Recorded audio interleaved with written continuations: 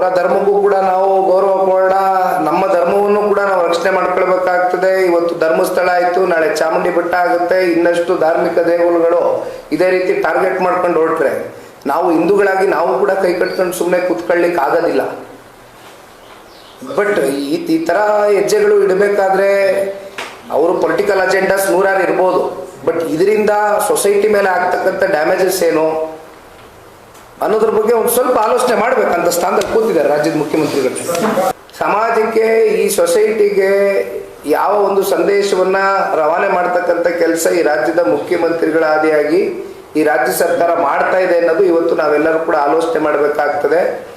ಧರ್ಮದ ಬಗ್ಗೆ ಕಿಚ್ಚೆಪ್ಸಿ ಒಬ್ರಿಗೊಬ್ರು ಮಧ್ಯೆ ಒಂದು ಏಟ್ರೆಡ್ನೆಸ್ನ ಕ್ರಿಯೇಟ್ ಮಾಡಿ ಇದರ ಮೂಲಕ ಒಂದು ರಾಜಕಾರಣದ ಬೇಳೆಯನ್ನು ಬೇಯಿಸ್ಕೊಳ್ತಕ್ಕಂಥ ಕೆಲಸ ಆಗಕೂಡ್ದು. ಇದು ನಿಜಕ್ಕೂ ಕೂಡ ಖಂಡನೀಯ. But I don't know what they are up to ಅಂತ ಕಾಂಗ್ರೆಸ್ಸು, ಬಟ್ ರಾಜ್ಯ ಜನತೆನೂ ಕೂಡ ನೋಡ್ತಾ ಇದ್ದಾರೆ.